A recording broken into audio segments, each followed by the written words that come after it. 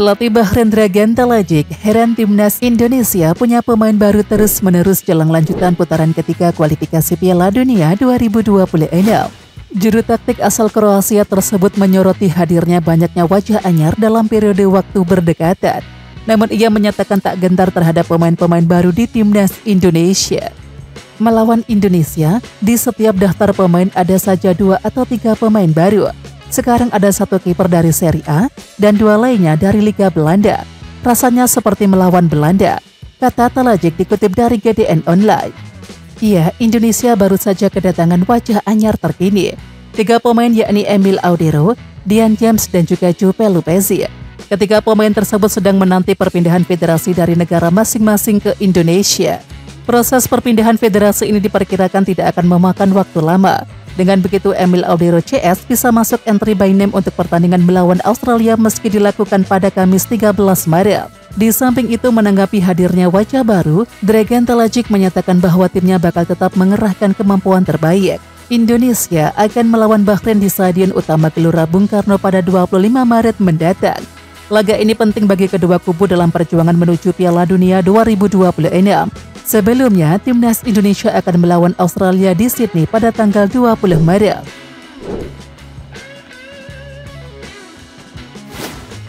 Pelatih Bahrain Dragan Talajic mengatakan laga melawan timnas Indonesia dalam lanjutan babak ketiga kualifikasi Piala Dunia 2026 seperti halnya bersua dengan Belanda.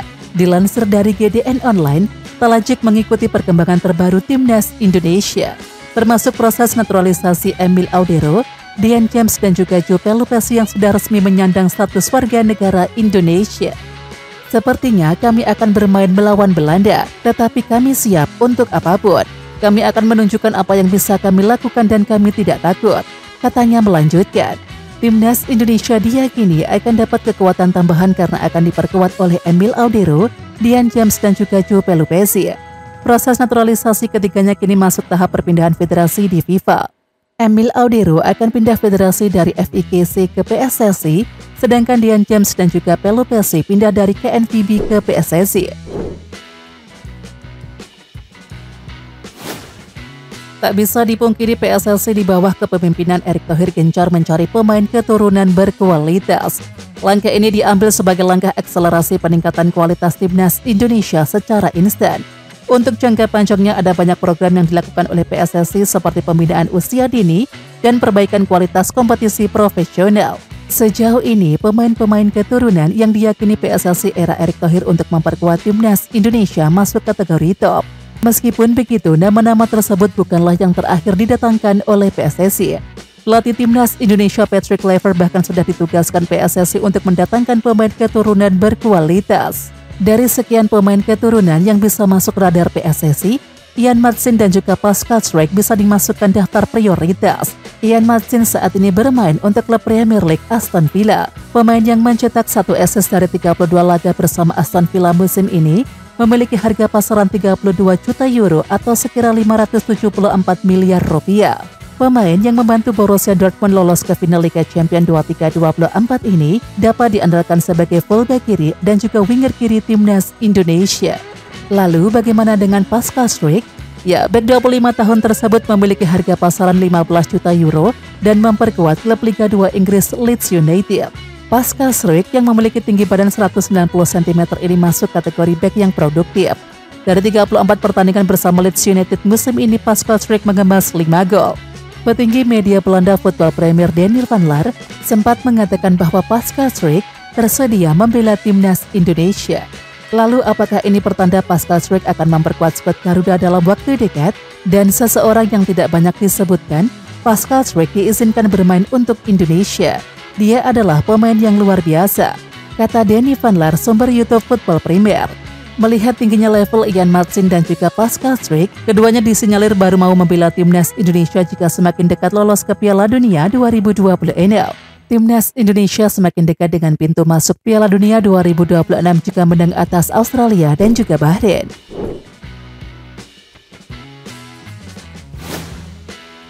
JEZ masuk dalam Best 11 Liga Italia pekan ke-28 versi SofaScore. Melalui Instagramnya, SofaScore mengunggah 11 pemain terbaik di sejumlah liga-liga top Eropa pekan ini. Menariknya, bek timnas Indonesia CECS masuk dalam Best 11 Liga Italia pekan ke-28 versi SofaScore. Hal ini tak terlepas karena penampilan gemilang CECS saat membela Venezia FC menghadapi Como yang berakhir 1-1 pada 8 Maret yang lalu. Penampilan CECS dalam laga ini mendapatkan nilai 7,5 dari SofaScore. Menggunakan formasi 3-4-3, Best 11 Liga Italia pekan ke-28 versi SofaScore menempatkan David De Gea dari Fiorentina sebagai penjaga gawang terbaik. Kemudian di posisi 3 bek terbaik, CECS terpilih untuk menempati posisi bek tengah dengan didampingi pemain Napoli Giovanni De Lorenzo di sebelah kanan dan Jan Aurel Bisek di sebelah kiri. Lalu di posisi 4 pemain gelandang terbaik diisi Denzel Dumfries dari Inter Milan, Matthias Saulé dari AS Roma, Hakan Calhanoglu dari Inter Milan, dan Christian Pulisic dari AC Milan. Sedangkan di posisi penyerang ditempati oleh Nikola Kristovic dari Lecce, Romelu Lukaku Napoli, dan San Pellegrino dari Parma.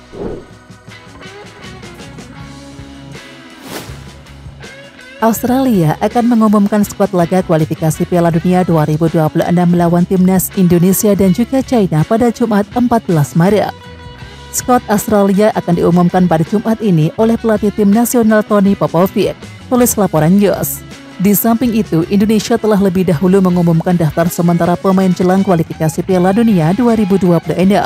Patrick Kluivert memanggil 27 pemain dengan 3 nama yang tengah mengurus proses perpindahan federasi usai menyelesaikan proses naturalisasi. Timnas Indonesia dijadwalkan berkumpul di Australia mulai 16 Maret mendatang. Selama 4 hari menjelang pertandingan, Patrick Kluivert bakal mematangkan strategi untuk meraih hasil yang maksimal. Di sisi lain, Australia sedang dalam bencana akibat 5 bek tengah yang jadi andalan mengalami cedera. Hal ini akan jadi rintangan besar bagi The Socceroos. 5 opsi bek tengah yaitu Harry Souther, Alessandro Sirsati, Hayden Matthews, Thomas Deng, dan Giannis Stansnes seluruhnya cedera, tulis News. Alhasil, salah satu pemain yang bakal jadi harapan adalah bek veteran Allegren. Pemain 31 tahun tersebut diproyeksikan jadi opsi utama penjaga jantung pertahanan The Socceroos. Allegren akan fokus untuk musim ini melawan Indonesia dan juga China jika dipanggil pada pengumuman Jumat nanti oleh pelatih Tony Popovic. Demikian tulisan laporan tersebut. Media Malaysia Palatau Bola menyindir proses naturalisasi Emil Audero, Dian James, dan juga Joe Pelupesi untuk memperkuat timnas Indonesia yang kelar dalam 16 hari. Palatau Bola membandingkan dengan proses naturalisasi di Malaysia yang berjalan cukup lama karena paspor Malaysia masuk kategori mahal.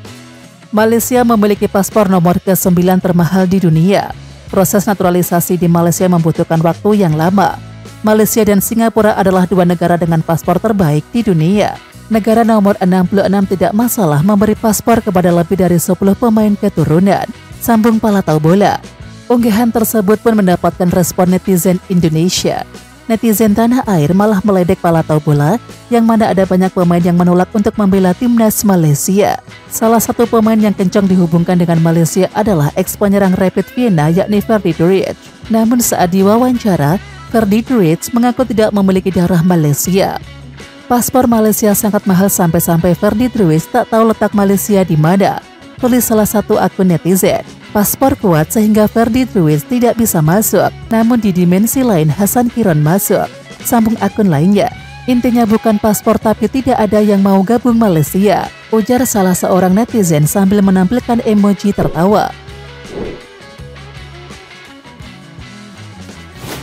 Patrick Kluivert memilih untuk tidak memanggil Cyrus Margono meski sang pemain keturunan bisa langsung membela timnas Indonesia.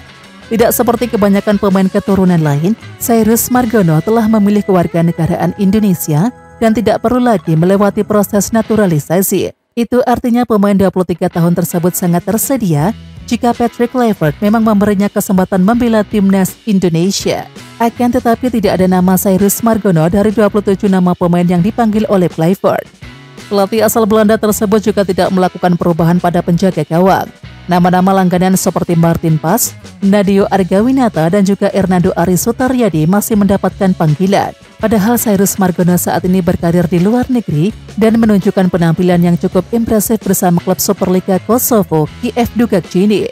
Cyrus Margono bergabung ke KF Dugakcini pada 5 Februari 2025 dan kini sudah mengantongi 5 penampilan di Liga Kosovo dan sekali di Piala Kosovo. Penampilannya juga impresif karena mampu menorehkan 2 kali clean sheet dan baru kebobolan 3 kali. Pada debutnya di Liga Kosovo, Cyrus Margono bahkan tampil sangatlah cemerlang. Menghadapi FC Balkani pada 7 Februari yang lalu, Cyrus Margono melakukan 11 kali penyelamatan. Catatan 11 penyelamatan tersebut menjadi penyelamatan terbanyak di Liga Kosovo sejak tahun 2022. Sayangnya, di laga debutnya tersebut Cyrus Margono menelan kekalahan 0-1. Kiper Indonesia Emil Audero Mulyadi mendapatkan pengalaman berharga saat menimba ilmu di Juventus. Ia punya memori baik bersama Gianluigi Buffon dan juga Paulo Dybala. Emil merupakan jebolan akademis Juventus. Kiper kelahiran Mataram, Nusa Tenggara Barat tersebut promosi ke tim utama pada tahun 2015 dan merasakan satu tim termasuk latihan bersama pemain kaliber dunia. Buffon tentu saja bagi saya adalah segalanya. Dia idola, inspirasi dan sosok yang bisa dicontoh. Saya kerap memberinya ucapan dan harapan agar dia menjalani musim yang baik. Bisa berlatih dengannya selama bertahun-tahun bukanlah ingatan yang buruk. Bahkan rasanya seperti mimpi, kata Emil Audero, sumber Sky Sport. Ya, selain berlatih dengan Buffon, Emil juga sempat digembleng oleh Paulo Dybala yang kala itu jadi bintang Ibian Canary. Emil mengaku kewalahan membendung gempuran Dybala di sesi latihan. Paulo Dybala benar-benar membuat saya berkeringat. Dia adalah fenomena, tentu saja berhadapan dengan pemain hebat adalah keistimewaan dan bermanfaat untuk saya, ujar Emil Audero. Pengalaman tersebut dirasakan oleh Emil Audero selama kurang lebih 2 tahun sebelum dipinjamkan ke Venezia pada tahun 2017. Kemudian ia dipinjamkan ke Sampdoria dan jadi pemain permanen pada tahun 2019. Tampil apik bersama Sampdoria selama 4 musim, Emil dipinjam oleh Inter Milan pada tahun 2023. Ia berseragam nerazzurri selama 1 tahun sebelum direkrut oleh Como pada tahun 2024. Dan kini Emil sedang menjalani masa peminjaman di Palermo hingga akhir musim. Di satu sisi, Emil akhirnya memilih untuk menjadi warga negara Indonesia agar bisa bermain untuk timnas Indonesia. Ia telah sah menjadi warga negara tempat ayahnya berasal setelah melakoni sumpah pada Senin 10 Maret yang lalu. Emil tinggal menyelesaikan proses perpindahan federasi dari Italia ke Indonesia. Jika sudah rampung, maka ia bisa membela timnas Indonesia dalam waktu dekat.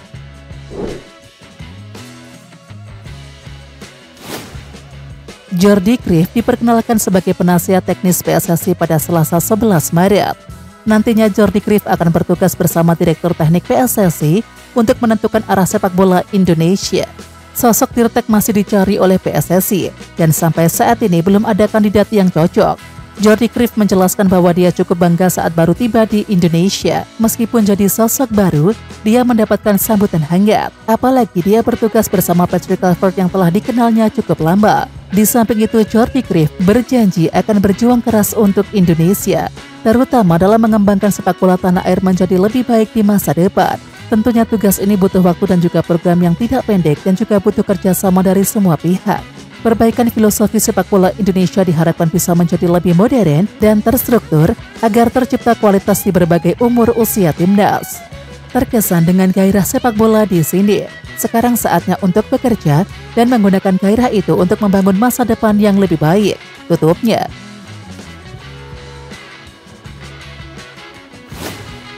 Sosok Kluivert dan juga Tony Popovic mencuri perhatian jelang laga timnas Australia versus timnas Indonesia. Keduanya akan beradu taktik pada laga di Sydney Football Stadium, Sydney, Kamis 20 Maret 2025 pukul 16.10 waktu Indonesia Barat. Duel tersebut akan menjadi debut Kluivert selaku pelatih timnas Indonesia.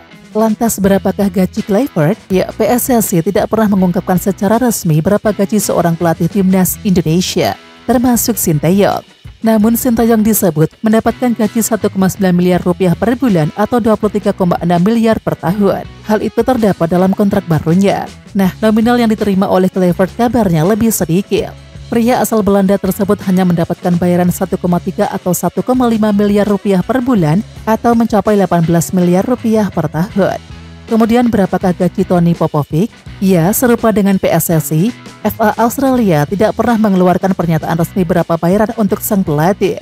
Popovic disebut hanya mendapatkan kontrak selama 2 tahun untuk menangani timnas Australia. Namun gaji mantan bek Crystal Palace tersebut di tim sebelumnya dapat menjadi patokan. Tony Popovic disebut FPPL mendapatkan gaji sebesar 700.000 dolar Amerika Serikat per tahun atau 11,6 miliar rupiah. Bayarannya di timnas Australia diperkirakan tidak jauh dari itu. Nominalnya tentu masih kalah dibandingkan dengan Patrick Kluivert.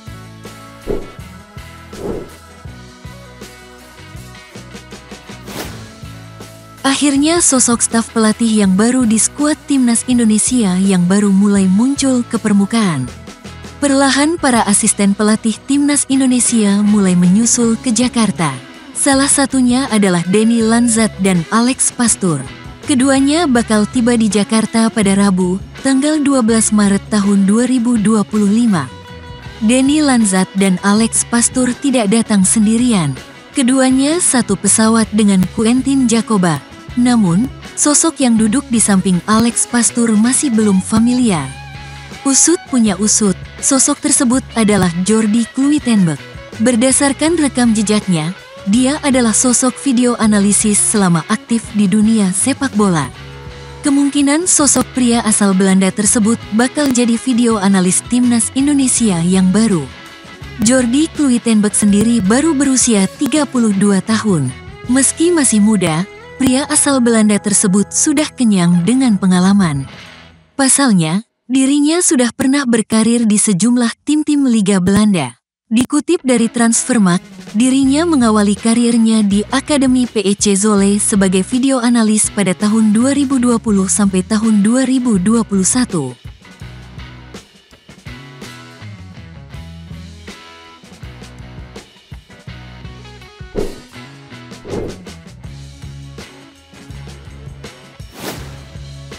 Ex-pesepak bola Australia, Archie Thompson menyebut lawan timnas Indonesia lebih sulit dibandingkan menghadapi China di kualifikasi Piala Dunia 2026.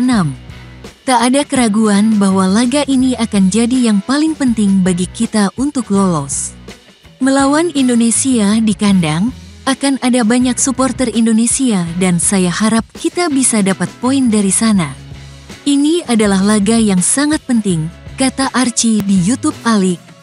Kita mungkin berpikir China yang akan menyulitkan, tapi mereka belum tampil cukup baik selama kualifikasi, ujarnya menambahkan. Archie yang pernah membela PSV Eindhoven itu menantikan keputusan pelatih timnas Australia, Tony Popovic dalam memanggil daftar pemain yang akan diumumkan pada Jumat 14/3 mendatang. Nasib akan ada di tangan kita. Di tim ini mungkin beberapa pemain kurang tampil baik karena tidak banyak dapat menit bermain. Kali ini akan menarik melihat siapa yang akan dipilih, ucap Archie. Di sisi lawan, Indonesia sudah lebih dulu mengumumkan daftar sementara pemain jelang kualifikasi Piala Dunia 2026. Patrick Kluivert memanggil 27 pemain dengan 3 nama yang tengah mengurus proses perpindahan federasi usai pengambilan sumpah menjadi warga negara Indonesia. WNI.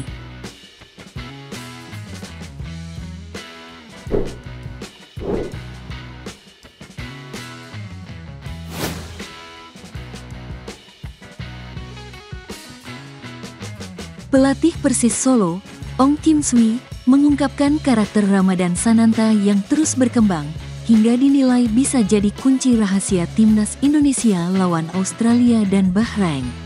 Menurutnya, Ramadan Sananta merupakan salah satu pemain lokal yang layak memperkuat timnas Indonesia. Ini karena Ramadan Sananta menjadi salah satu pemain yang memiliki performa bagus di Liga 1. Bahkan ia juga menjadi salah satu penyerang yang memiliki waktu menit bermain lebih banyak dibandingkan pemain lain. Pelatih berusia 54 tahun itu mengatakan bahwa Sananta merupakan tipe penyerang yang sudah beradaptasi dengan peran modern.